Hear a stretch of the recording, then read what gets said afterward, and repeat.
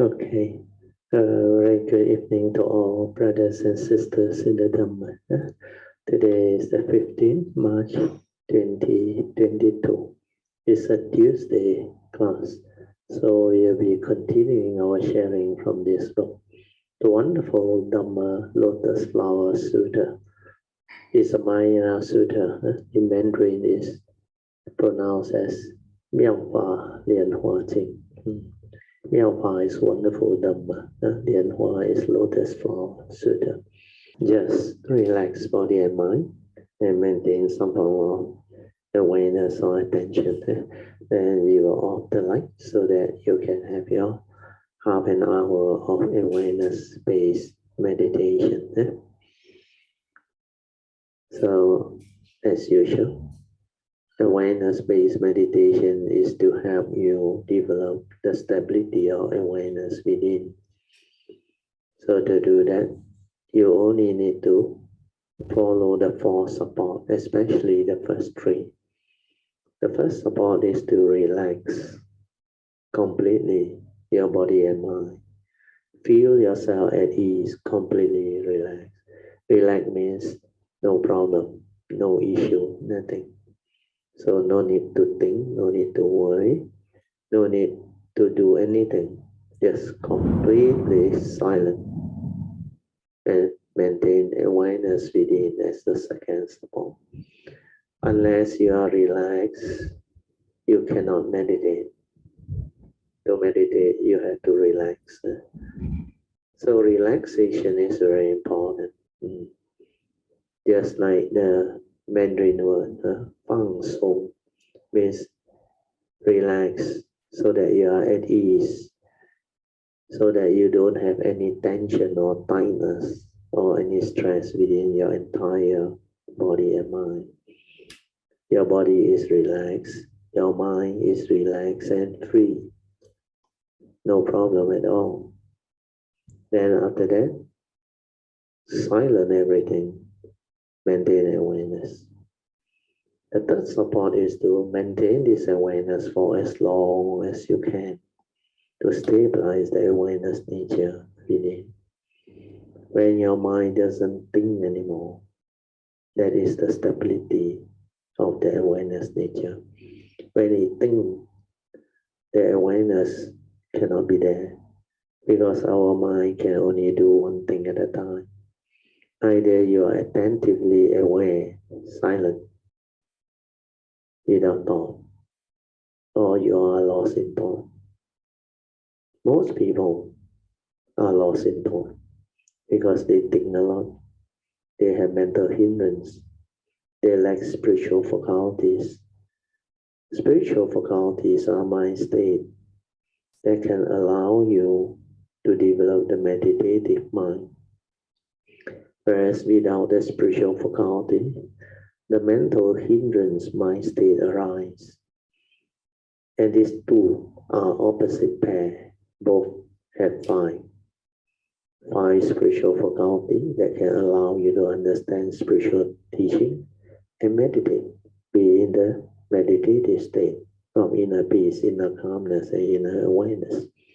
Whereas the opposite five, which is the mental hindrance, are mind state that prevent or hinders you from entering the meditative state of inner peace, inner calmness, and inner awareness. So we have to be clear about that. And I just quickly run through the five spiritual faculty.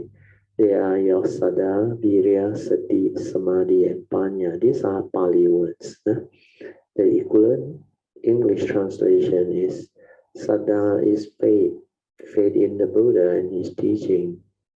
Virya is spiritual zeal or tenacity to develop the meditation, to cultivate, to go this way.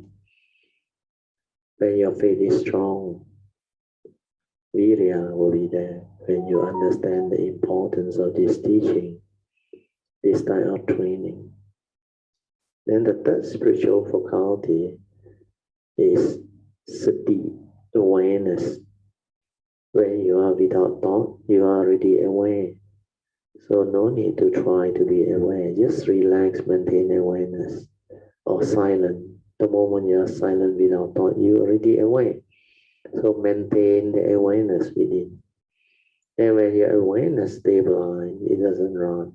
It becomes collected and unwavering. This is what samadhi is all about. And that is the fourth spiritual faculty. Then finally, with sati and samadhi, you can see things as they are. You can awaken to truth. You can insight into phenomena to realize the three universal characteristics of anicca, dukkha, and anatta. Then wisdom will arise. Wisdom is the last of the 5 spiritual faculties. With this, the 5 mental hindrances will cease. And what are the 5 mental hindrances? The first 2 are sensual desire and ill will. Means your like and dislike, pleasant and unpleasant sense experience, your reaction of mind, your stirring of mind. And this one, if you don't have the spiritual faculty, you tend to do a lot until it becomes so habitual. Then when you develop habitual tendency of this first 2 mental hindrances of sensual desire and ill will, you become heedless, you think a lot. Because these are mental hindrances, you continuously, habitually arise them. What happened to you? You will hinder your mind from entering the meditative state of inner peace, inner awareness. That's why you cannot be in the state of meditative peace or awareness within. That's why it's called mental hindrance. It will hinder your mind from entering those states. So to do that, you need to have spiritual faculty. When there is spiritual faculty, saddha, virya, and sati, your mind cannot think, cannot move. It becomes very calm, very composed, very still, silent. Then when there is stability of samadhi, at the moment of sense experience, instead of stirring your mind or reacting to sense experience, your mind can be collected and unwavering. As a spiritual faculty is useful. And finally, with wisdom, all this has got no power over you. And the third mental hindrance is the Buddha calls sloth and torpor in Pali. It means the mind is lethargic, sleepy, dull. So this type of mind cannot meditate. Then the fourth mental hindrance is when you have problem, when you have something disturbing you, like your fear, your worry, your anxiety, your sorrow and your lamentation, or your insecurity, your phobia, and all the other negativity of mind state. When they arise, it makes your mind restless, especially fear, worry, and anxiety.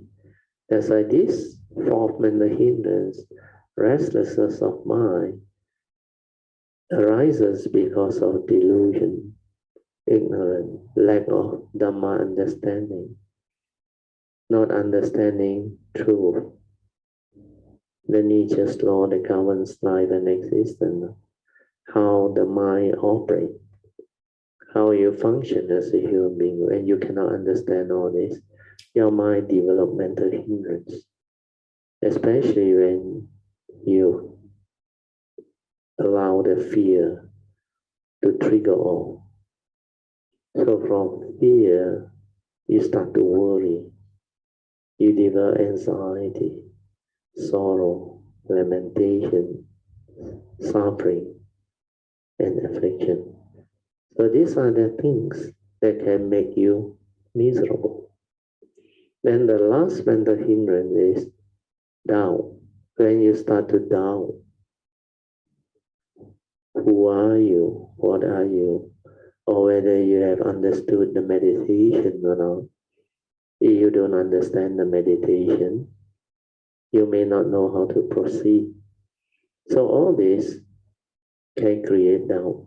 And sometimes you want to learn the Dhamma, the teaching, the Buddha's teaching, but you're not sure. you go and attend certain type of sharing or classes or Dharma talk, or you go to the internet through your own research, you try to find out.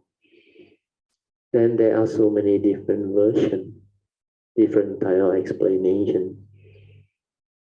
And because you are not sure, that's why doubt arises. When there is doubt, you lack faith. Your mind becomes doubt. That's why that type of mind cannot develop the meditative state of understanding. So remember these 5 mental hindrances. You need the 5 spiritual faculty to overcome them. Okay? So with that, I will let you start your meditation. Those who log in late, you can listen to this again because it's recorded. So now is the first session after our pre-puja chanting. We are having our half an hour of awareness-based meditation. So I will let you meditate for half an hour.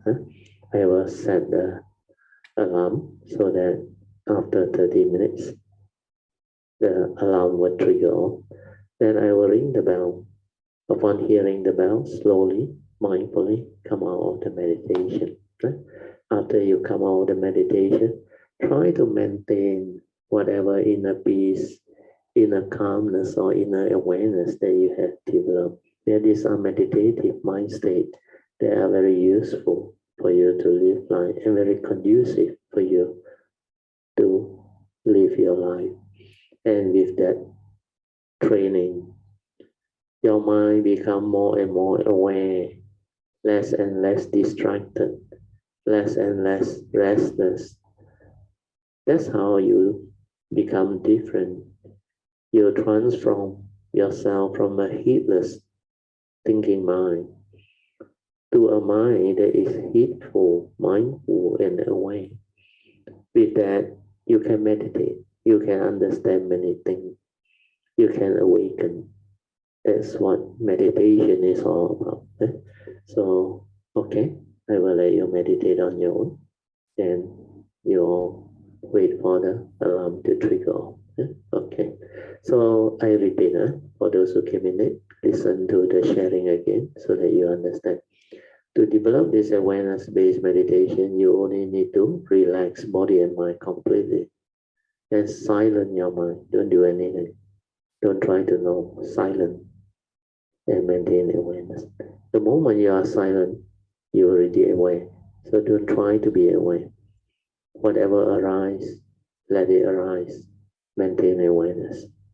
Aware, finish. Aware, finish. That's how you train yourself. Then the third support is, after you relax, maintain awareness. Maintain awareness for as long as you can. Technically, it's 24-hour awareness. Then finally, of course, after you have progressed, for those who have already developed the stability of awareness, you can move to the fourth support to develop the trust. Allow your nature, trust your nature to develop the meditative movement so that the thought will not interfere. Okay, now I'll let you meditate on your own.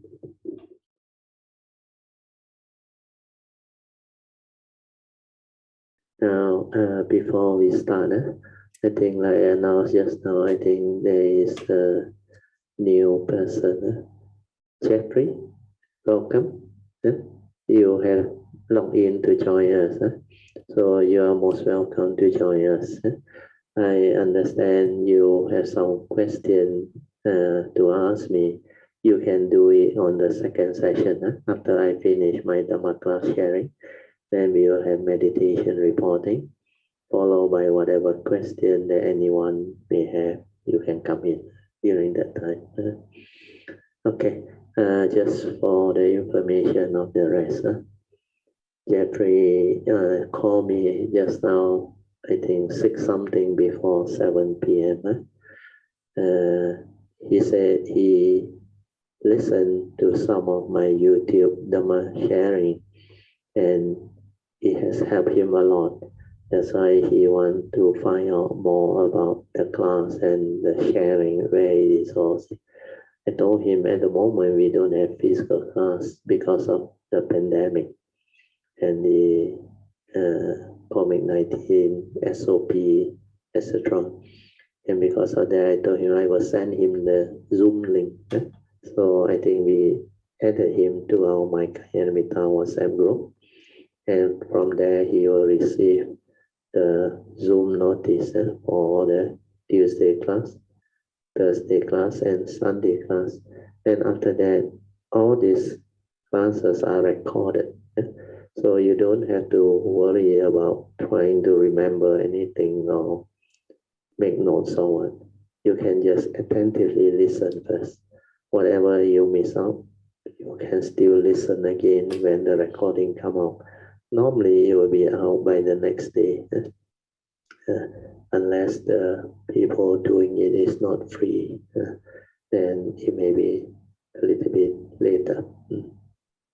Okay, so with that, we will continue from our book sharing. The wonderful Dharma Lotus Flower Sutra, 妙法莲华经. We are at page 266. And also for the benefit of those who are new, especially Jeffrey and Grace.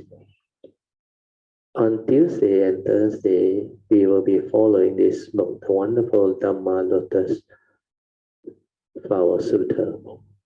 And there are many chapters. So this book is for us to go through the Mahayana Sutta that we have not covered. We have covered most of it except this one. Then after that, we have the Sunday class, which is based on the Dhamma that we have shared before, the transcript book. So we are now using this 36th lesson of the 6th Patriarch Platform Sutta.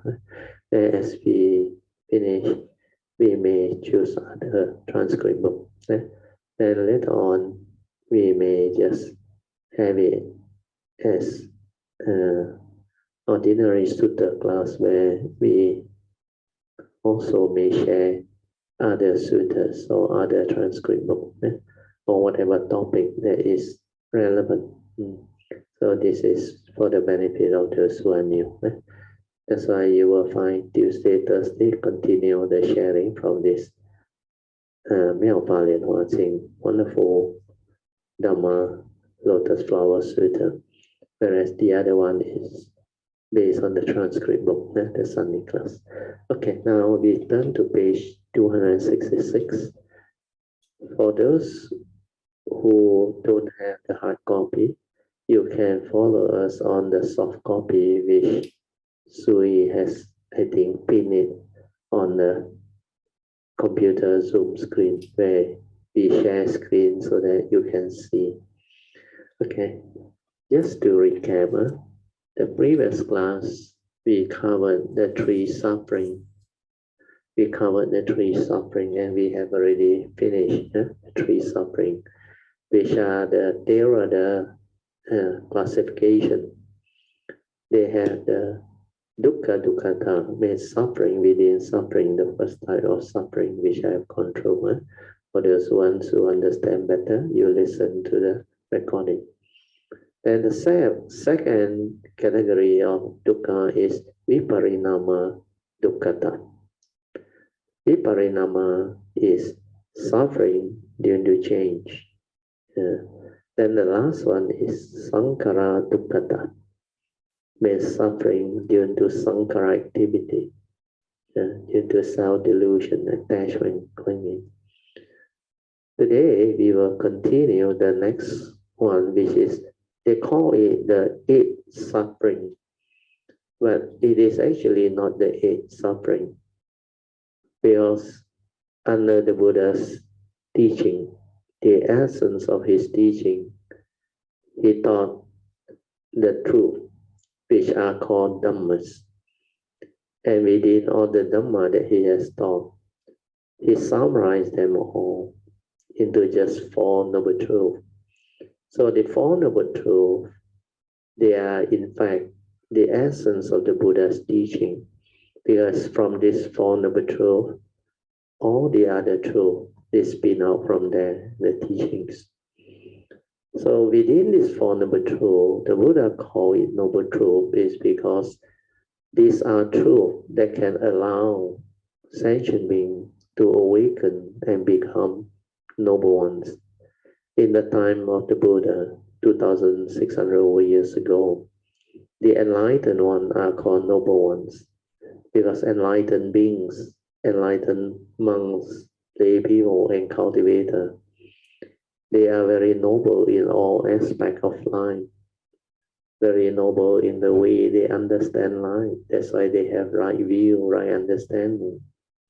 Then they are very noble in the way they conduct themselves. That's why they have the embodiment of right view leading to right thought, right speech, right action. So the way they communicate and arise their thought, they are very noble. That's why it is called noble ones. And these are classified under Noble Eightfold Path, the Fourth Noble Truth. There are 8 Noble Path factors within Noble Eightfold Path. And these are the embodiments of enlightened beings. If you are enlightened, you will have this embodiment of Noble Eightfold Path, which will make you very noble in all aspects of life that I have gone through. The first one is right view, right understanding of who you are, what this universe is all about. Within our existential world, you will also understand that this conditioned world is governed by nature's laws that governs life and existence. That's why when you have right view with regards to this nature's law, you will understand life. And when you understand life, you will know how to live life. Because understanding life is very important. It's like you understand the essence of the Buddha's teaching. And basically, the essence of the Buddha's teaching is like the secret of life. When you understand his teaching, you understand the secret of life, then you know how to live life. That's why you will have the noble life, the good life. You will not suffer. That's why these 4 Noble Truths are very unique truths. They are not ordinary truth or universal truth or special truth. They are unique in the sense that these are noble truth that you can enable sentient beings to become enlightened. You can awaken to this noble truth and become enlightened beings. And these 4 Noble Truths are the summary of life and existence, the whole of life, whether it's mundane or supramundane, they are all summarized there. That's why it's a complete understanding, and I call it the secret of life. So within this 4 Noble Truths, the first Noble Truth is the Noble Truth of Dukkha or suffering. So this Noble Truth of Dukkha, according to the Buddha, when he proclaimed it, he said there are 8 realities of life and existence. So these 8 realities, he said, they are very important. And he classified them as a noble truth, because when you understand this, you can also become enlightened beings. So these 8 realities are the realities of life and existence. If you live life long and hard, you will confront them. So these 8 reality of condition within existence, the Buddha proclaimed them. He said, birth, old age, sickness, and death. When you don't have the understanding, when you confront them without the Dhamma understanding that he has taught us, you will suffer. That's why it's the noble truth of suffering. You will be afflicted. Then after that, the 5th reality is there bound to be separation within this existence.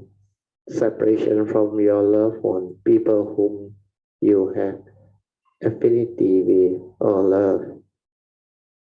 Then separation from your prized possession, your property, your wealth, your whatever things and reputation that you cling on to and hold on to dearly. So when you have attachment to them, you think it belongs to you. So as separation occurs, you will be afflicted, you will be affected, especially loved ones. When they die, there is separation. And death can happen anytime. Sometimes due to disease, sickness, natural death. Or it can be due to relationship failure. When there is relationship failure, then there is separation. Then sometimes it could be due to circumstances. When there is war, riot, calamity, everything, or nature's disaster, then suffering can occur. So separation can bring about a lot of traumatic experiences to mankind, to humanity. The other one is in school, students are also subject to it. Because sometimes when there is what they call due to poverty, you need to give away your children. You don't have the resources to support them to go to school. Then sometimes it's because of circumstances that leads to separation. Like maybe a relationship problem or whatever. Then the children that was born into the world, the mother may not have the means to actually raise them. Or sometimes you have too many children, then you cannot support them or take care of them. So you are forced to give away. Then in the ancient time, they have been forced through slavery to be given away. So these are all the possibility of separation. Then the sixth one is when you are with people whom you don't like. This one also very traumatic, especially people who stay with their mother-in-law, father-in-law, or step-parents. Most of them cannot get along, and there will be this problem with relationship with these other people who cannot get along. So when you are with people whom you don't like, especially when you borrow money from loan shark, or when you are working in a career field, you have bosses who are unreasonable, who actually apply pressure on you, or sometimes they use management techniques that are very difficult. That's why they call it management by stress and harassment. They really stress you out and make you work for every dollar they pay you. They sweat you and they stress you. So if you cannot deliver, they may threaten you and harass you. So management by stress and harassment can be very traumatic. That's why a lot of people enter depression and become sick or develop the traumatic diseases due to stress that lower their immune system. The amount of fear, worry, anxiety, and negative energy field that can cause the immune system to go down. And because of that, constant stress, constant fear, worry, anxiety, and depressive thought can lead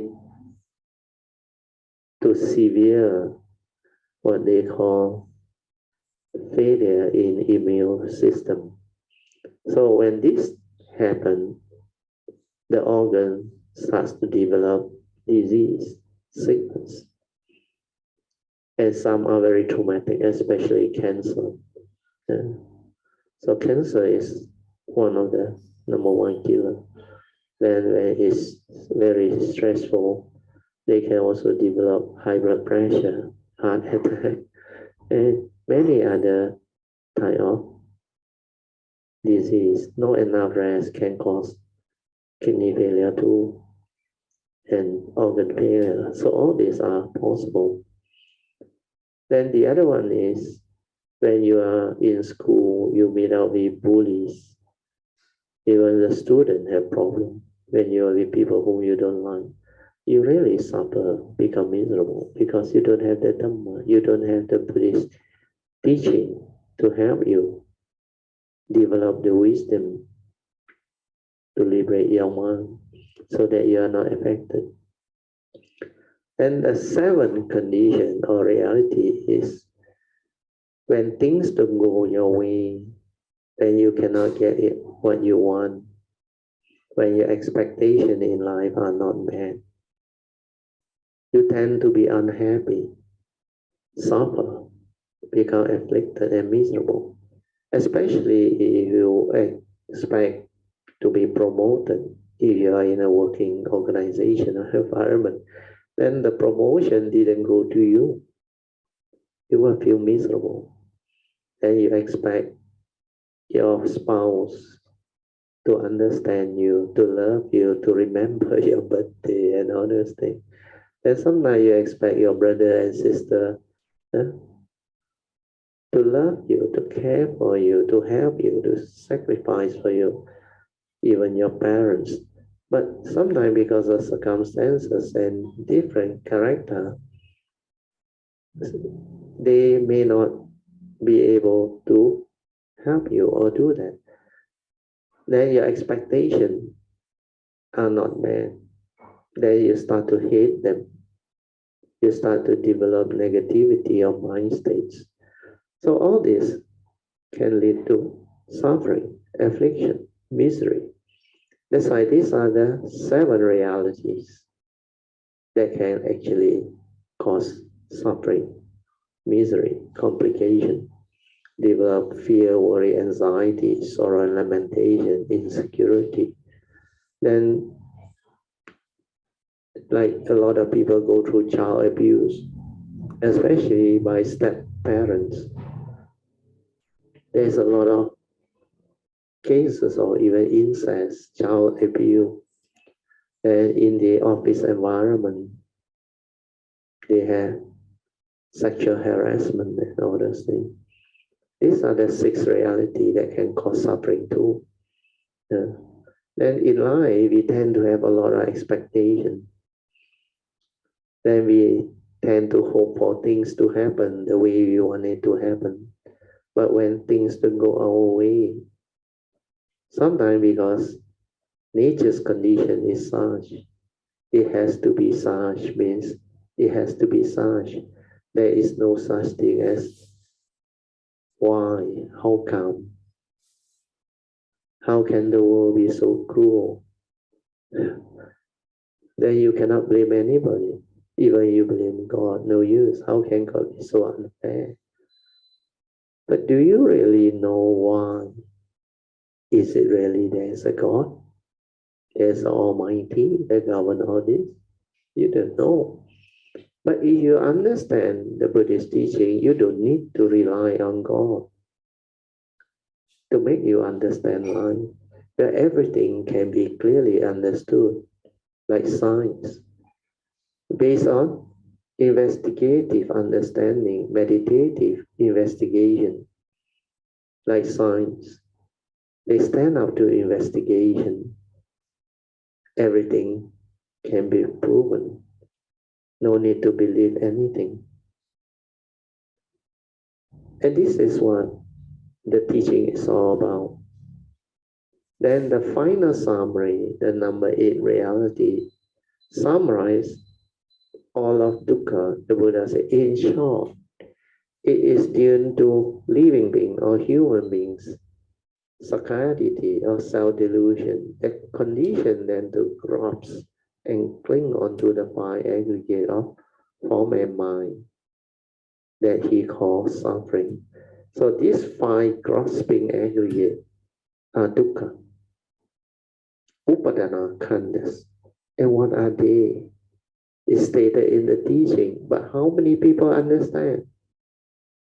So to understand this final summary, which is the most important, you have to inquire. You have to actually investigate into it. You contemplate, you reflect, then you inquire. Why did the Buddha say that? How can I find out? Put it to test, investigate into it, so that I can confirm what he said is true. Because this is the final summary, most important. If I understand this, I understand suffering, then I can liberate my mind. Because under this first number 2, you have to understand these are the 8 conditions that can bring about suffering when you don't have the wisdom born of his teaching. And the final summary is the most important.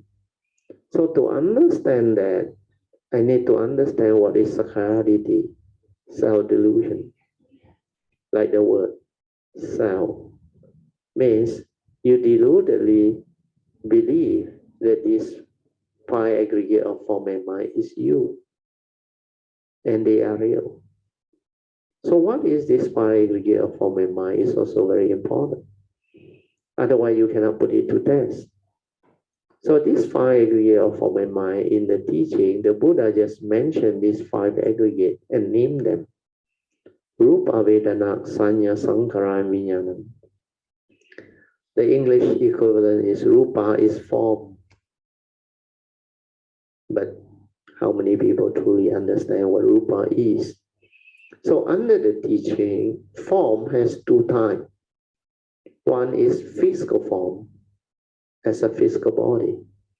The other one is external form, within the phenomenal world, that we come to know through our perception. We bring this external form into mind. So from here, we will understand that there are 2 aspects of the 5 aggregate of form and mind. The first aspect is as a human being. As a human being of living being, we have a physical body. We call this the form aggregate rupa. So we put it to test. If we attach to this physical body, worry about it getting old, getting sick and die, what happened? You will suffer. You will become afflicted. So the teachings say, this physical body is not you. Why? Because it's made up of the 4 elements. The earth element, the wind element, the fire element or the heat element, and the water element of cohesion. So these 4 elements, there is no knowing. So how can the body be you? The body goes the way of nature. That's why it decays. It becomes like it is conditioned into the various stages of decay. Wherever there is birth, there is old age, sickness, and death. Here, this body of ours, like the Buddha gave us under the 5 daily contemplation, is not beyond old age, sickness, and death. Because this one goes the way of nature, condition arising, causal phenomenon. Whatever that is born, it will have to go through old age, sickness, and death, finally separation. So getting old, going through life to experience aging is a reality. When you don't have the wisdom, you think the body belongs to you. You worry about it getting old, getting sick and die. Why? Because we have seen and witnessed. Some is through our own experience. Even like most of us, we are not young anymore. Even myself coming to 70 soon. So if you look into life, even at 68 plus, going into 70s, I already witnessed a lot of aging process. But luckily, it's still good. The form of mind is still good, serving me very well. The blood test, everything is still good. My senses are still intact. And I don't have any problem. My health is still good. That's why this is a blessing. But not everybody is so fortunate. So as you age, your senses will fail you. You will have problem. Problem with your hearing, your eyesight. Sometimes your smell, your taste. Then your seeing. So all this can happen. Then some are born defect. Okay, you. Like they call it orang kurang upaya, means disabled people. Some born with their limbs defective, some born blind, some born deaf, some born you cannot talk, what they call it, mute. Then the other one is you have other type of defects. Then sometimes the heart has problem, like hole in the heart, the valve leaking. Then the heart muscle has problem. Then sometimes kidney failure, liver function failure, and others. So all this can be very traumatic. So these are realities of life and existence. As we age, we have to confront them. Then as you age, you will develop dementia if you are not careful. And sometimes the DNA coding through karmic. You may have disease, sickness, confronting you and make you miserable, fearful, afflicted. So all these are realities. Then finally, the fear of death, pending death, especially death of a loved one, someone you really love, care for. And sometimes you fear your own death. So all these realities are not easy.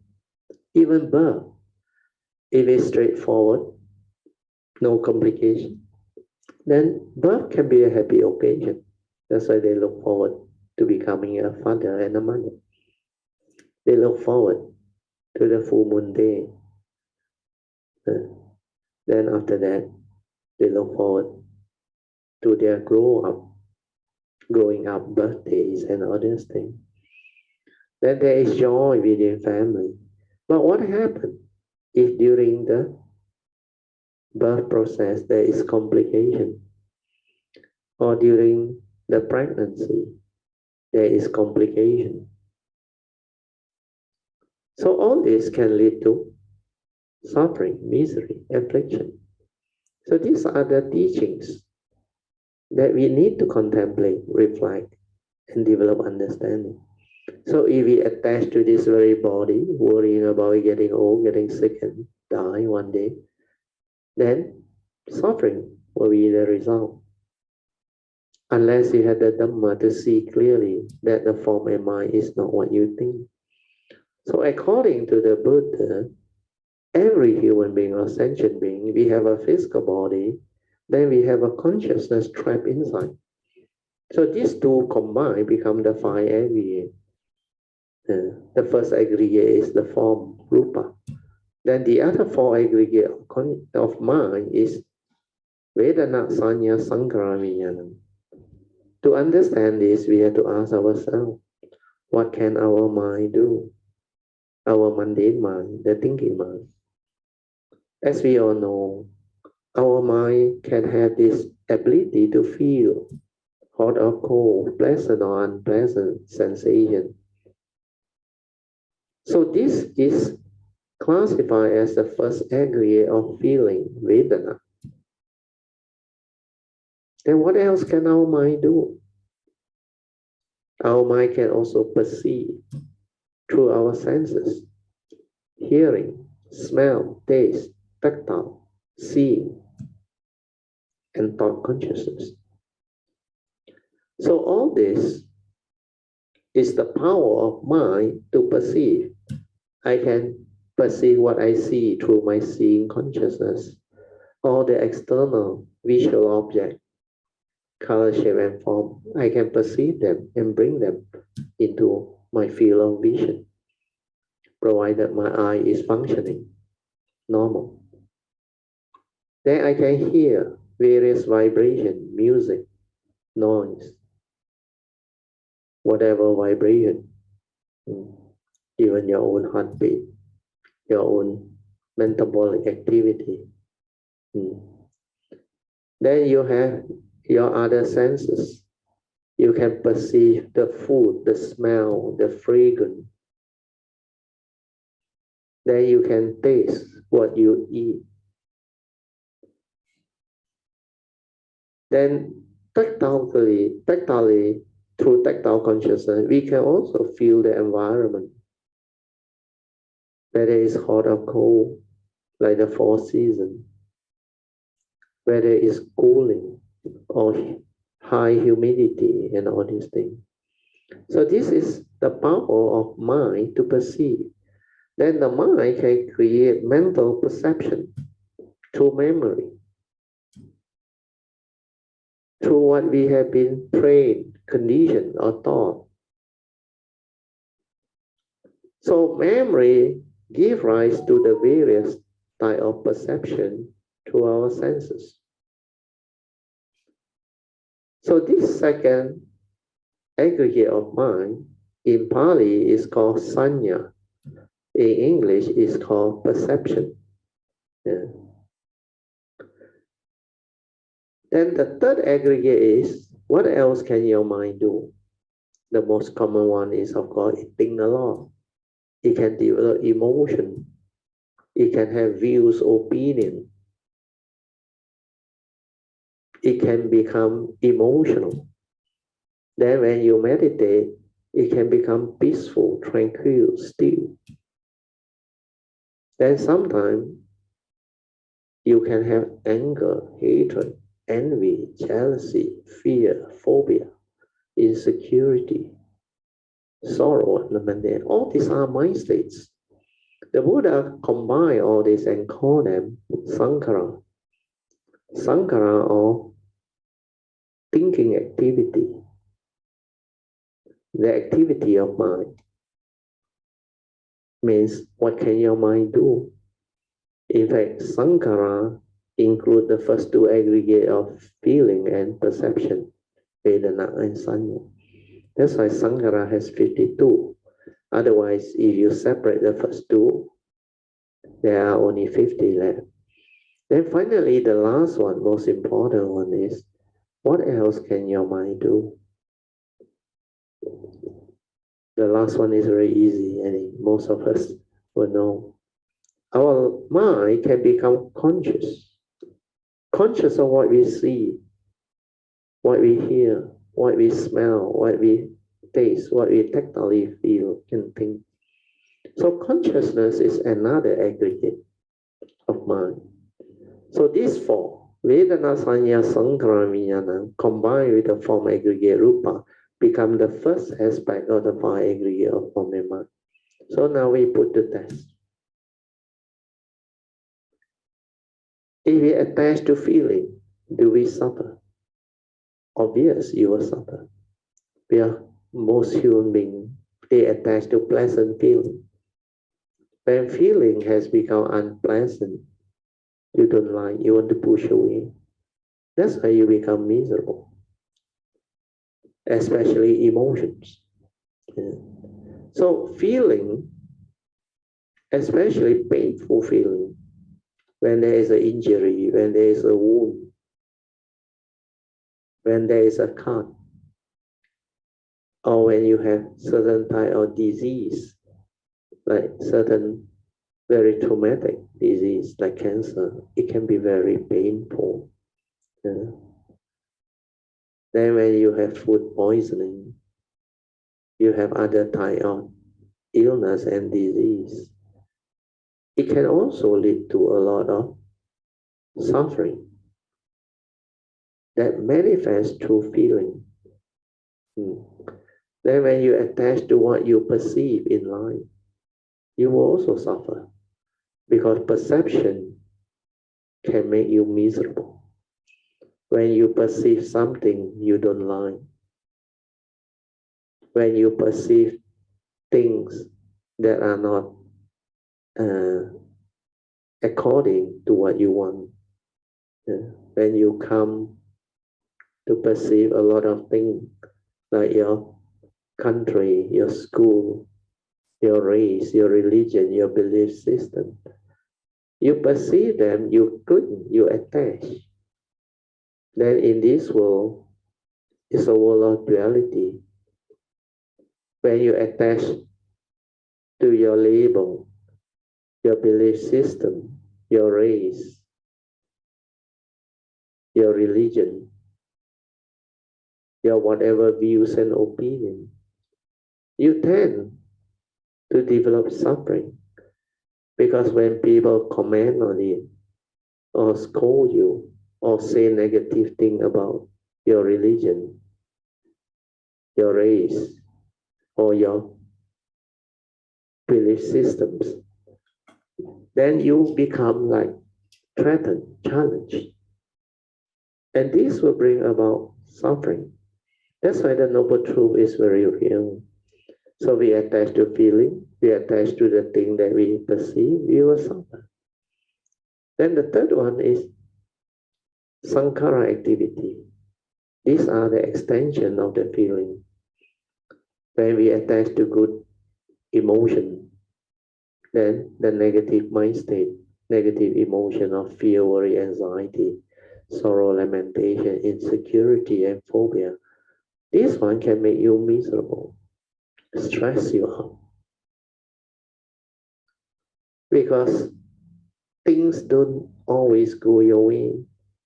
We call it the ups and downs of life, existence.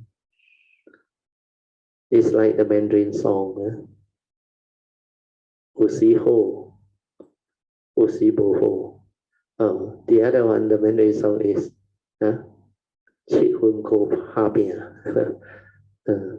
So, in life, 30% is decided by fate according to the song. Then the rest you have to strive. So all this you may not understand, but when you understand the Dhamma, actually it's 99.9% dependent on your karma. You don't take care of karma, you will become afflicted, miserable. So existence or life need to be clearly understood. So this third aggregate of Sankara, you attach, you cling, you will become miserable. So going through these aggregates of mind, we start to understand why the Buddha said, in short, it is our Sankara or self-delusion that condition us to grasp and cling at this five aggregate of form and mind, that trigger of suffering, the upadana khandhas, the grasping aggregate is dukkha. So the last aggregate, which is consciousness, I already explained just now, but I didn't put it to test. So now we put it to test. Whatever you come to experience through your consciousness, it can be your seeing consciousness, hearing, smell, taste, tactile consciousness, etc. They will be related to the first three that I explained just now. Especially when you, through seeing conscious, see somebody whom you don't like. So through memory, you recall them. Then there is fear, there is phobia, there is unhappiness.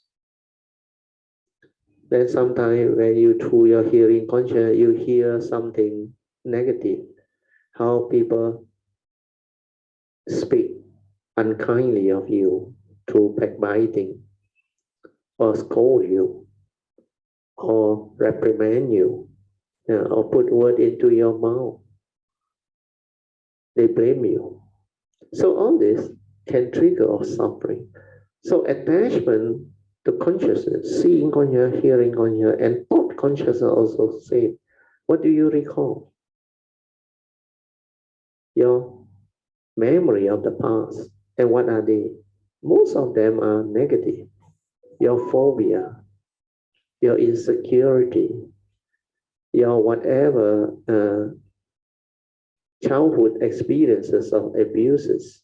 So all this can trigger suffering, misery, because they will condition you to recall the sad incident, the fearful phobia, and whatever past. So we call it the scars of memory. When you recall the scars of memory, you become afflicted. Then of course, the other senses are not so bad. Your smell, your taste, this one is only related to food, to things you smell, and all these things. So these are not so critical. But the more critical are the seeing, the hearing, the smell. The seeing, the hearing, and the memory, the thought process.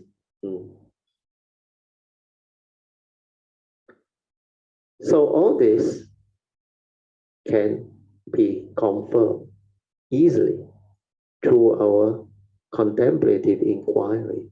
Why the Buddha said the final summary in short, these five aggregate of form and mind. When we grasp onto them, cling onto them, suffering arises. So these are the five upadana khandha, the grasping aggregate is to come. Okay, we will come to the actual text. We see what Master Shenhua said. The eighth suffering.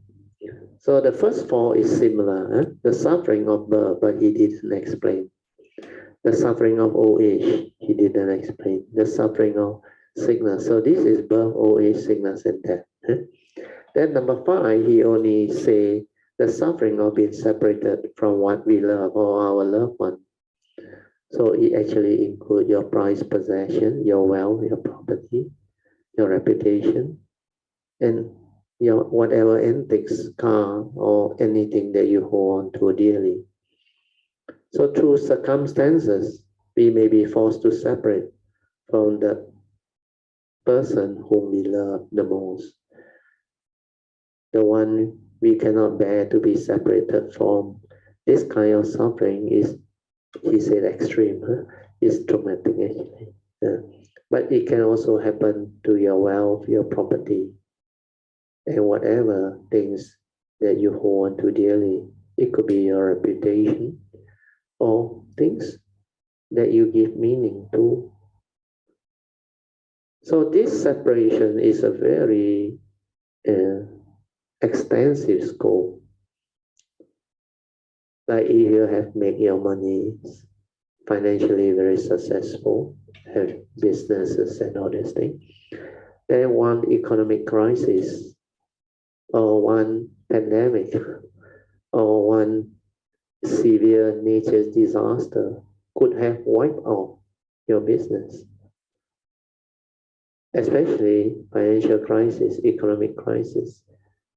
Your whole investment can just collapse because of cash flow problem.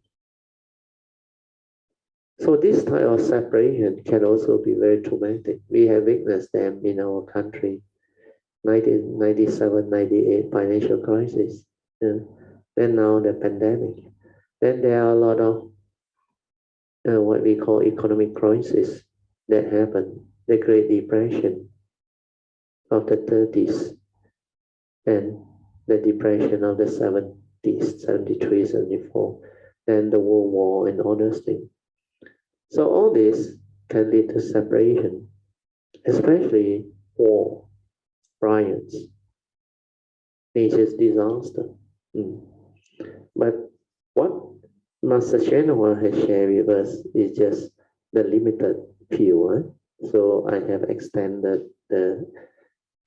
on the explanation. Hopefully it helps. That's the seventh type of reality is, he said, the suffering of not getting what you want. So when things don't go your way, you can add it in. When your expectations in life are not met, then you cannot get what you want. These are the conditions that will trigger of suffering, misery, unhappiness. Then the last one, he used the word, the suffering of the raging blaze of the fire aggregate. So raging blaze means it will actually torment you, burn you and make you very miserable.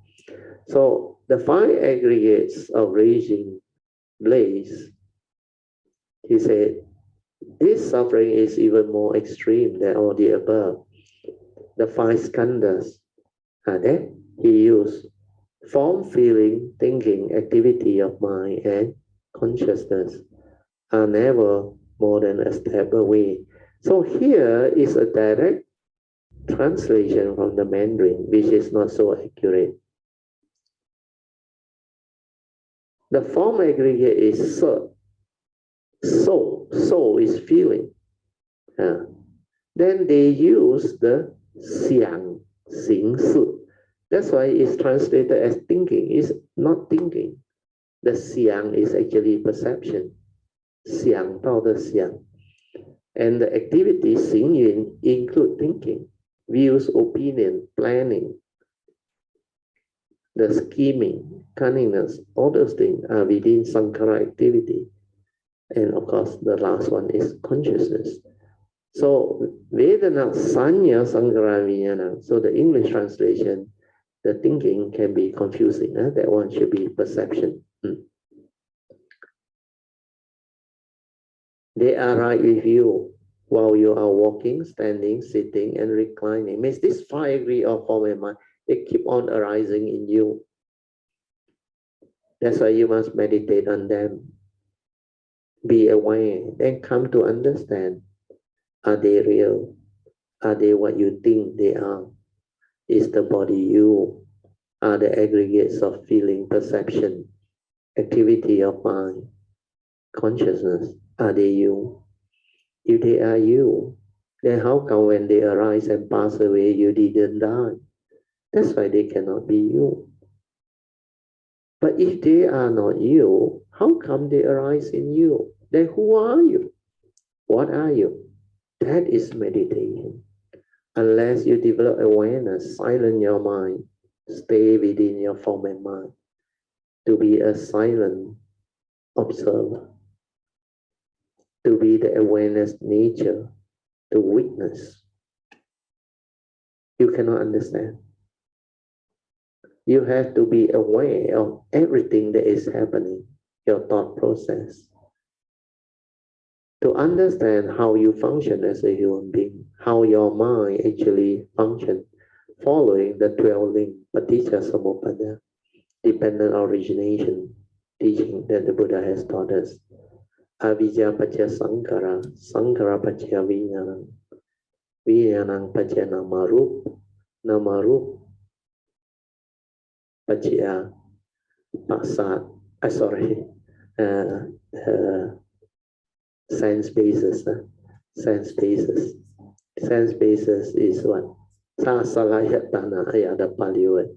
Salayatana. Then only it conditions Salayatana Pacca Pasat, contact. Then contact condition, feeling. Feeling condition, craving. Craving condition, grasping. Then grasping condition, becoming. You become that thing. That's why from there, birth arises. then becoming conditioned birth. You are born into that. Then with birth come old age, sickness, and death.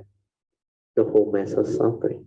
That's how your mind actually develop the suffering, the functioning of mind. So this is the complete sharing for this topic. Basically, it's the first noble truth reality, and this is very important. Yeah?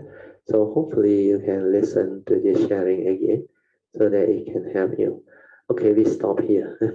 So we can have 3 minutes of toilet break. Yeah? 9:46 or 9:47. Okay, we come back 9:50 here for our second session. Okay, we will mark this page. So we finished page 266. We are at page 267. Okay, so now we can open up for second session. Second session is meditation reporting, followed by whatever question you may have.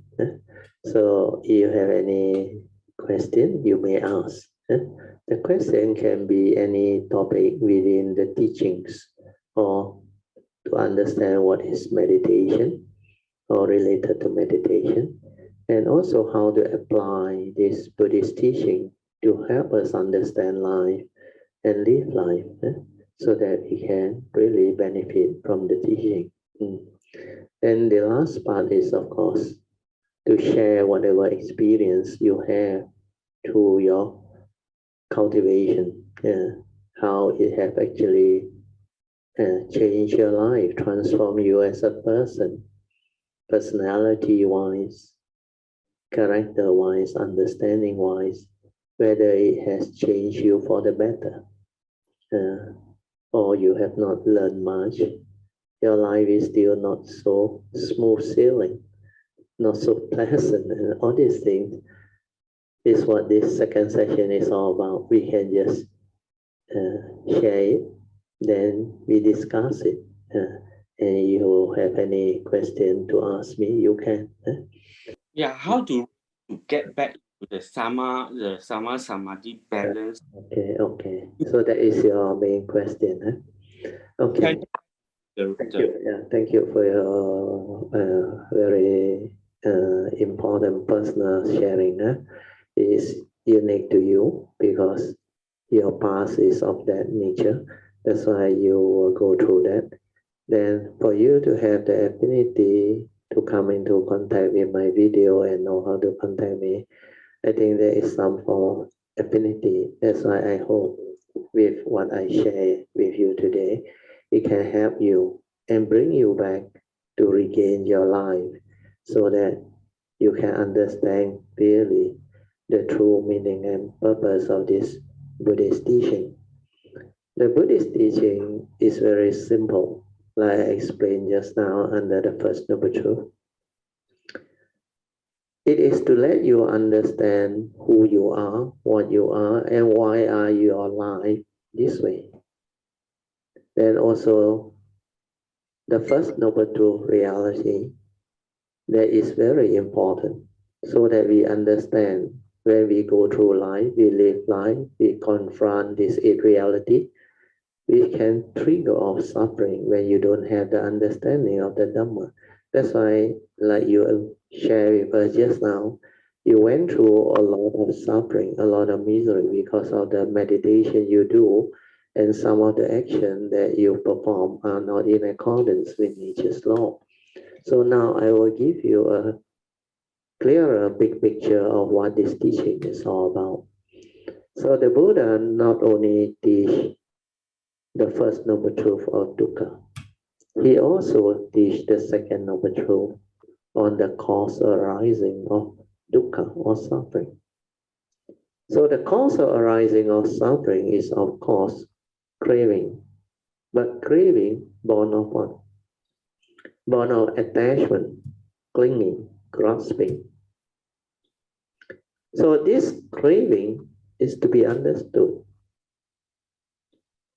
When you have self-delusion, Sankara Activity, you will grasp and cling on to this 5 idea of form and mind, thinking that you are real, you exist. There is a being by this name, Jeffrey Wong. Then you tend to develop the egoic mind, the personality that will cling on to this entity.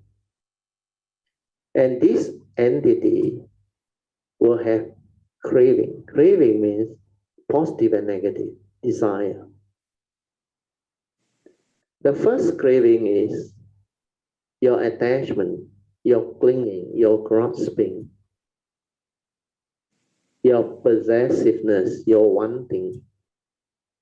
So you want to own things, you want to have things.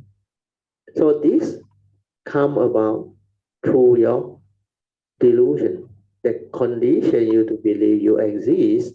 That's why you can own things, can have things, can possess things.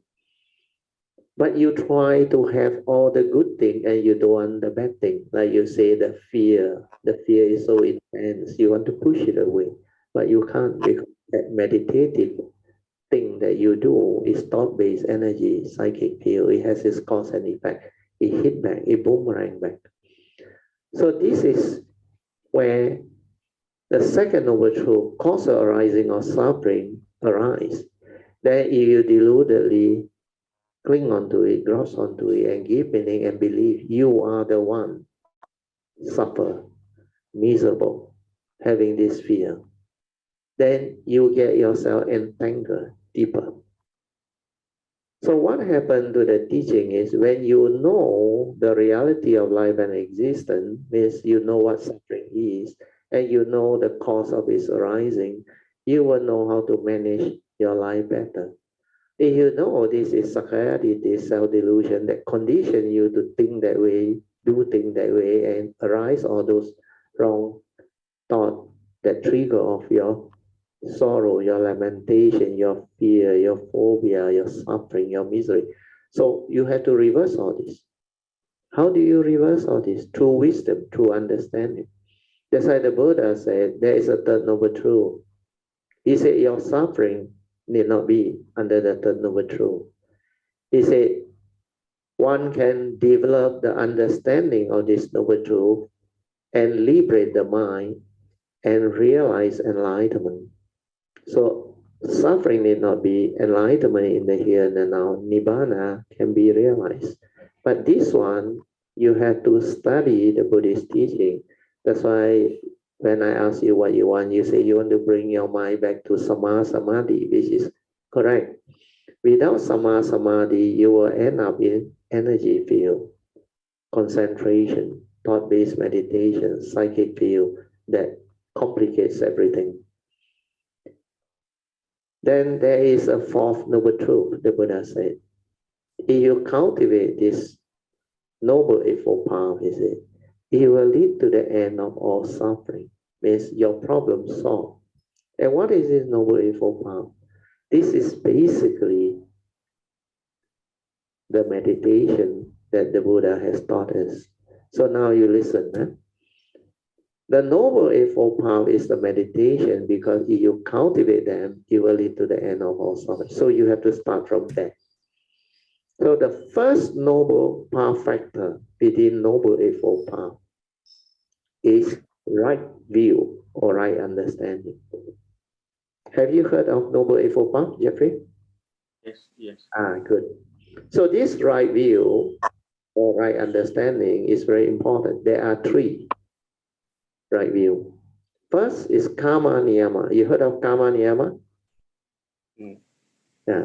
Means the karmic law. These are nature's law that governs life existence. Then chitta niyama, the law of mind, which is the dwelling, paticca samuppada. Then last one is dhamma niyama, the law of dhamma, truth. So the first karma niyama is very important. This is the moral causation. The Buddha defined this law very clearly and very importantly to all the monks and cultivators. He said, we are all, regardless of who you are, all sentient beings, we are all born of our karma, heir to our karma, conditioned and supported by our karma. And we are what we are because of your karma. You heard of this before? Good. So what does this mean? Means your life depends entirely on karma, almost 99.999%. Where you are born of it, heir to it, you inherited it. And you are conditioned and supported by it. And you are what you are because of that law of karma. It's your karmic nature. If karma forms such a great role in your life, so what must you do to reverse your situation? You must take care of karma. Correct or not? So how do you take care of karma? You must follow the advice of the Buddha. What is the advice of the Buddha? Dhammapada 183. Sabba papasa akaranang kusalesa upasambadan sachitta pariyuttapadang etang buddhana sasana. All Samasa Buddha give the same advice. He said, Sabbe papasa. Sabbe is all. Papasa is evil. Akaranang is to be avoided. Means avoid all evil. Not only evil, all evil if you can. Otherwise, karmically, it will come back to you. Then the second advice is kusala. Whatever wholesomeness, when there is condition to do, you must do. Following Noble Eightfold Path. Means from right view, you arise right thought and right speech, right action and right livelihood. You cannot break the moral law. So to avoid all evil, the Buddha says, means things that condition evil karma, you must avoid. That's why he said to avoid all evil, you must keep the precepts. The moral precepts, the minimum 5 precepts that we chant. Panatipata Veramani Sikkhapadang Samadhiyami, the first precept. Means we undertake the training rule to abstain from killing and causing harm to fellow living beings. This precept is very important. If you violate it, it causes major evil. Why? How do we undertake the training rule? Means we train our mind to be mindful, to be aware, so that we will not kill, we will not harm. Who are the people who kill and harm? The people who kill and harm are deluded people, selfish people, and also violent people. They have the 3 evil roots of greed, hatred, and delusion. That's why you become evil. These are the evil root of all evil, make you evil. And you commit this by breaking this precept, it constitutes major evil. That's why the Buddha said these 5 precepts are very important. You cannot break. You break, you get into trouble. And the Buddha also said, you reap what you sow. Do good begets good, do evil begets evil. You plant the seed of evil, you reap the fruit of evil. You plant the seed of wholesomeness, you reap the fruit of wholesomeness. So, cause and effect, moral causation, whatever you do to people, it will boomerang back to you. But law of karma sometimes doesn't happen immediately. It takes lifetime after lifetime, over a period of time. So understanding this is very important. That's why we have to keep our precepts. Then after we keep our precepts, we have to cultivate Noble Eightfold Path, not to repeat all this. If you want to overcome this, you have to ask for forgiveness, repentance, which I have it in my chanting book. You can go to the website and look for the chanting book. I think on page 16, 17, and 18 is there. It teaches you how to ask for forgiveness. In front of the Buddha, you can pay your respect, then determine sincerely by reciting, whomsoever from the distant past, whether knowingly or unknowingly, that I have caused them any suffering, misery, or karmic negativity, or misled, I would like to sincerely ask for forgiveness. We are repentant. I hope this sincere request for repentance can be accepted by all, so that this karmic thing can be resolved amicably,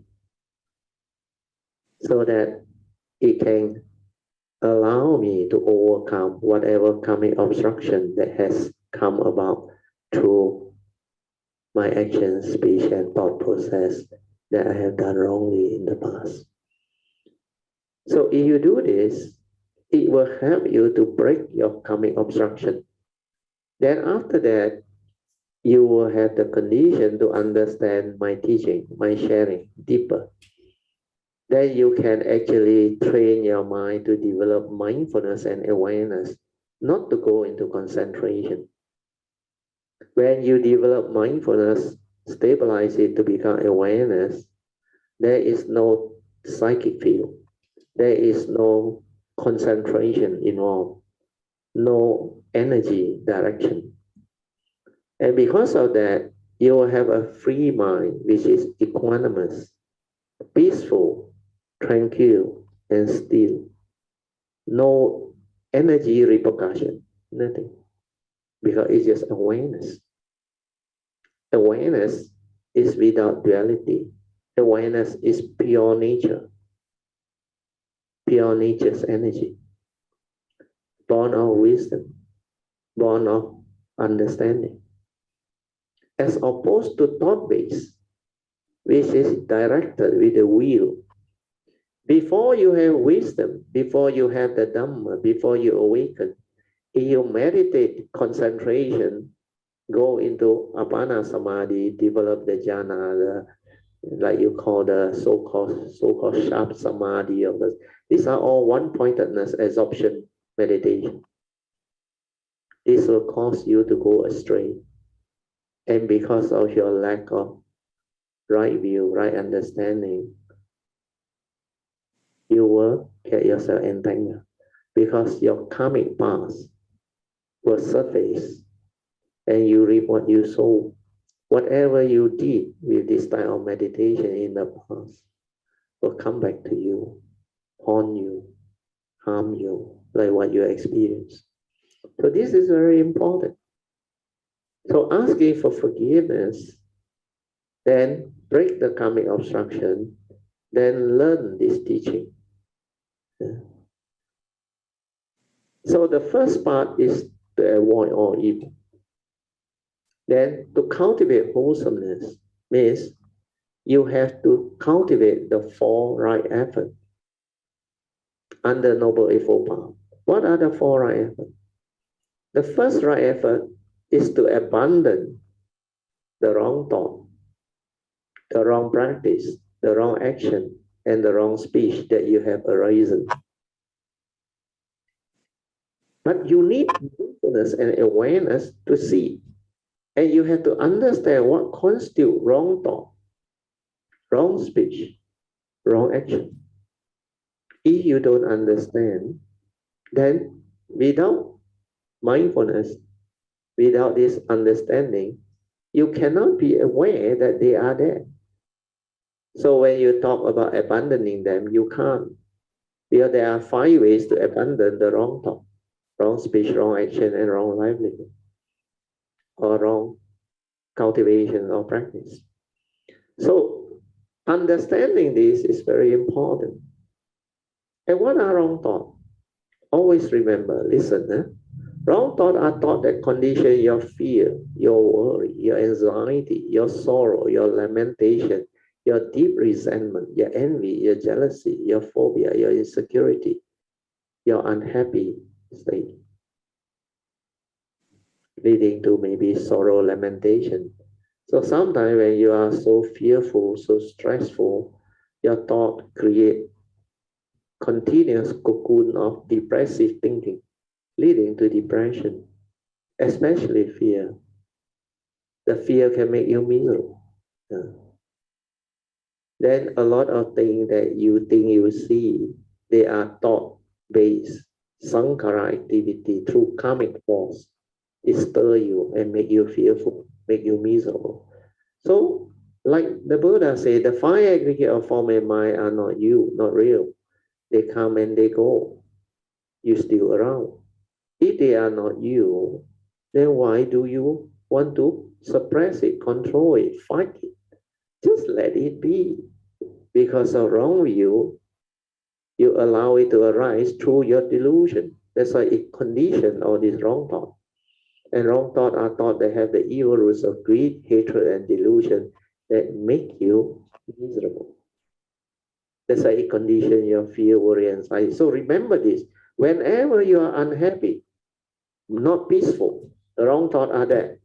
You are already lost in the wrong thought.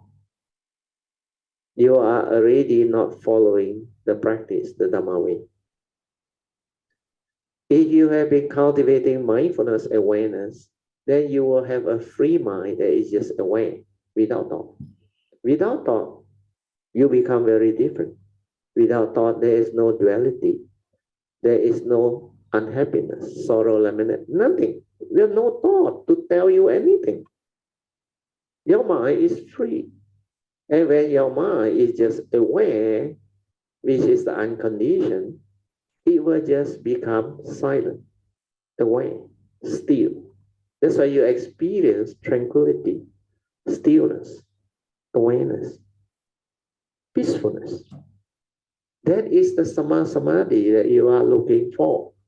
And to do that, you must train your mind to be aware, not to go and concentrate, not to go and focus. Just relax, maintain awareness, like I taught today, the beginning, on go and listen. Then maintain awareness for as long as you can until this awareness nature stabilizes. When it stabilizes without thought, your spiritual faculty will come back. Then train your mind to develop saddha, virya. Saddha is faith in the Buddha and his teaching, through understanding how unique the Buddha is. He is not only enlightened, he is fully enlightened.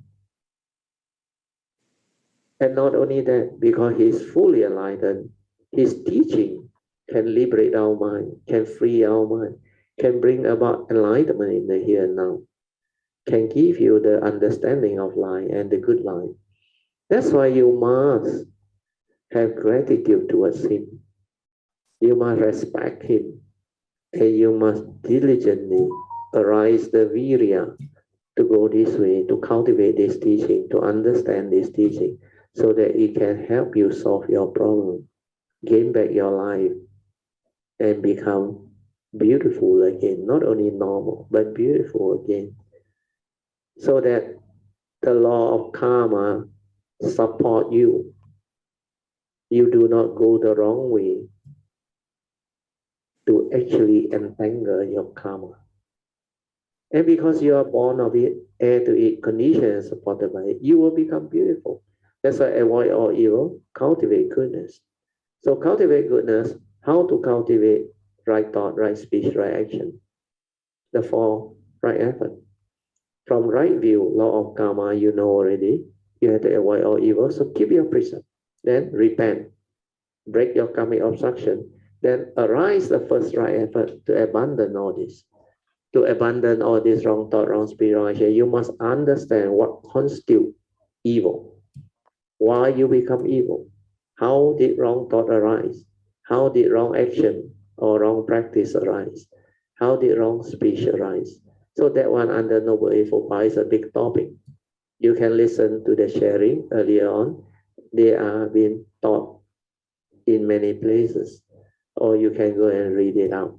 There are also books and transcript book that I have shared. They have all this. Then after you already know how to do it, because you have trained your mind to be aware, to be mindful, then you can see the arising of wrong thought. Then you can see the arising of evil. How did you go wrong? Do the wrong action. Means you try to kill, you try to harm, you try to cheat, deceive, steal, commit sexual misconduct, lie, deceive, then partake intoxicant to cause your consciousness to be heedless. And when your consciousness is heedless, you cannot be mindful, you cannot be heedful. Then it will trigger off condition for you to break all the other precepts. That's why all the 5 precepts are very important. You must train your mind to guard yourself against breaking them. So the first thing is to arise the right effort to abandon whatever wrong thought, wrong speech, wrong action, and wrong livelihood that has arisen. Never mind, let it arise. You saw it. Okay. Like fear, worry, anxiety, selfishness, craving, desire, self-delusion. How can I abandon it? The Buddha said there are 5 ways, meditative. First, think of the direct opposite wholesome thought. That's why when you have anger, think of loving kindness, metta. Then when you have this cruelty, think of the direct opposite wholesome thought, which is compassion, kindness, gentleness, goodness, love. So the direct opposite wholesome thought is very important. When you have fear, think of the Buddha, think of the triple gem, develop the faith, calm yourself down, compose your mind.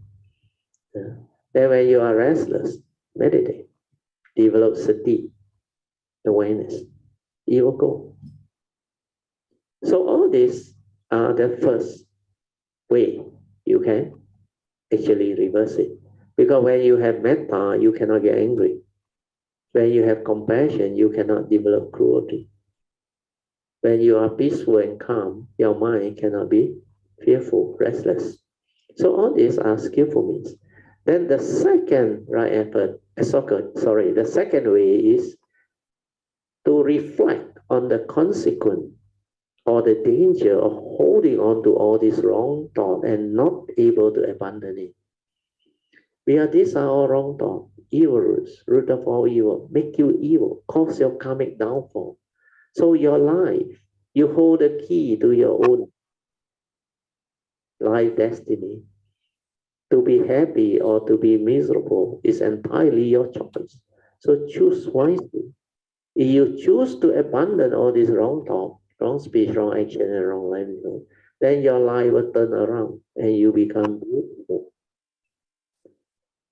So this is what the first 2 ways is. But these first 2 ways are still not the awareness based. It's thought based. But it's useful. Initial solution. But the more potent and more effective way is the third way, the Buddha said. Develop awareness, stability of awareness, mindfulness. That's why awareness-based meditation comes in. Then from there, allow the awareness to be aware of the wrong thought, wrong speech, wrong action, or whatever. Just stay with it. Then you realize the anger, the fear, the selfishness, the insecurity, your sorrow, your lament, you stay with it. Silent everything. Don't do anything. See what happens. The Buddha said, the very flowering of that thought is the very ending of that thought. So when the emotion flower and cease, what happens?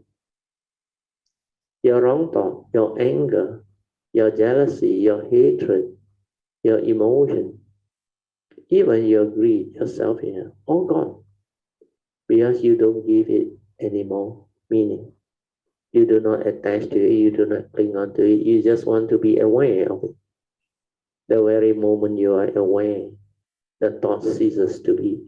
That's why all these wrong thoughts, they are emotion. The Buddha said they are dependent originating, condition arising, cause of now. Due to your wrong view, you stir your mind. Your Sankara become conditioned into negativity of mind state. That's how they arise. Then when you have the wisdom, don't have to do anything. Silent, aware. Don't focus, don't concentrate, just let things be. Then you become peaceful, tranquil.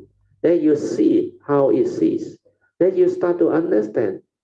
Fear was never me. Anger was never me. Hatred was never me. They come and they go. They arise when I am deluded. When I am not deluded, they disappear. And when they disappear, my mind is free.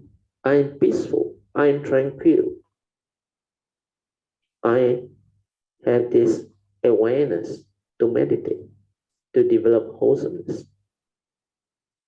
So this is how the third way through meditation allow you to free your mind. But ability to free your mind is not enough. Because the Buddha said the wisdom hasn't sink in deep enough. So you have to go to the fourth way to trace the origination factor, then retrospectively reverse it. How do you trace it? Through mindfulness, through awareness. So first you trace, how did fear arise? How did anger arise? How did all this negativity of mind state, the wrong thought, arise? Then you realize it through one of your senses. Either you use your mind to focus and concentrate, or recall through memory, or you perceive it and other things. It's all through your aggregates of mind. Then you realize the senses, the most powerful one are seeing, hearing, like what I explained just now. Then memory. So through this, it condition wrong view, that condition your wrong thought, your fear, your phobia, your emotion, your delusion, your insecurity, your anxiety, your sorrow, your lamentation. So all this arise because of your wrong thought. So when you understand this, you have traced it, then you reflect and contemplate and ask yourself, how can I retrospectively reverse it? Means I must straighten my view. I must learn to accept things as they are, like the Buddha said. Whatever that arises, there are causes and conditions in the past. It has happened already. That's why it conditioned the present. Karma, everything, same. So if there are causes and conditions behind, means at this moment, life has to be like that. The reality has to be like that. It can't be otherwise. So the first thing I have to do is to accept this reality. No matter how miserable, how bad, I have to accept. Then I do what I have to do to recover from it, to resolve all this amicably. Then I reflect and contemplate what actually happened. If it's karmic through right view, then I ask for forgiveness. I do what I have to do. After I ask for forgiveness, I repent. I vow not to repeat all this. Then after that, I cultivate wholesomeness. So keeping precept, cultivate wholesomeness, become natural, the first two advice. Then after that, I must meditate through the third way and the fourth way to develop the wisdom, to straighten my view, and to free my mind. So to straighten your view is not easy, but you determine, have faith, and meditate, it can be done. So when you know it's due to your wrong view, your wrong thought that condition you to attach, cling, and grab, then how can you see the same thing, hear the same thing, smell the same thing, taste the same thing, tactily feel the same thing, or recall through memory the same phobia and the fear? How can you cease it? How can you end it? That is how you reverse it, straighten your view. Means I must learn to understand the Buddhist teaching. Through awareness, I learn to see things as they are, not following my views, opinion, conditioning, and belief system or memory. That's why acting according to memory is not acting at all. If you use memory, it cannot free you. Because all this is going to make you react based on your views, opinion, conditioning, and belief system. And this is not Noble Eightfold Path, not wisdom, not Dhamma. You should instead act according to Dhamma way, which is wisdom way, following Noble Eightfold Path. That's why acting according to memory is not acting at all. You have to act with Noble Eightfold Path, following the Dhamma way. Means from right view, I do what I have to do. I have to avoid all evil, I keep precept. Then I have to repent, ask for forgiveness, I do it. Then after that, I have to cultivate wholesomeness, the four right effort, I start to do. So the fourth way to trace the origination factor means see things as they are without the memory. Means what? It must be coming from the past. Otherwise, I won't be what I am. Your suffering won't be there. They are there because you are born of your karma, heir to your karma, conditions by your karma. And you are what you are because of your karma. So accept this reality and reverse this through understanding. If karma plays such a great role, I have to reverse all this through understanding. Means I have to learn to accept this, to be at peace first, not to blame, not to arise the fear, not to do anything stupid. Because all this will not help you to solve your problem. To solve your problem, you need wisdom, understanding. So accept. Accept means you are at peace. You do not react, project your thought, or stir your mind to arise the wrong thought. Then when you are at peace, you can act. Act means what? Noble Eightfold Path. Right view to accept the reality. Then do what you have to do, like I explained just now. Means people are just the way they are. No right, no wrong. Based on their karmic background, they become what they are. If they are selfish, selfish people do selfish things. Deluded people do deluded things. Like your case, through delusion, you do the wrong meditation. Then the friction come back, the effect, make you miserable. So you have to straighten your view. You have to accept all this reality. Not to become miserable always, not to become fearful always, not to fight, not to resist. Accept, be at peace. When the fear arises, the misery arises, develop awareness, stay with it. Let it cease. It will cease. And when it ceases, then you realize if I don't do anything, I accept them for what they are, I'm at peace. But the world is the world. Conditions like that, things be like that, it cannot be otherwise. This is how I'm free. Then you can be at peace. No matter how bad the situation, how difficult those people are, you can accept them for what they are. You can be at peace every moment, every instant, every situation.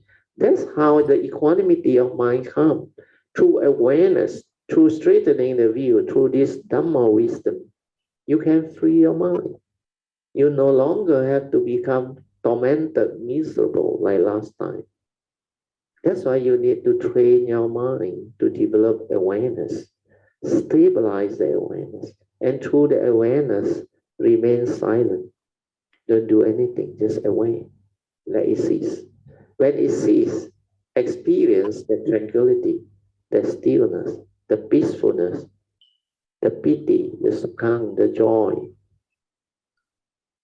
the equanimous mind that is so tranquil, so still, and so beautiful, so wonderful. So this is how the Buddhist meditation through awareness base can help you. Okay, I have to cut short a bit. The three other right effort, you will go back and read up yourself, or next time I have time, only I share will be exceeded the time by 15 minutes. It's 10:45, so I have to end. You go back and listen to this, Jeffrey.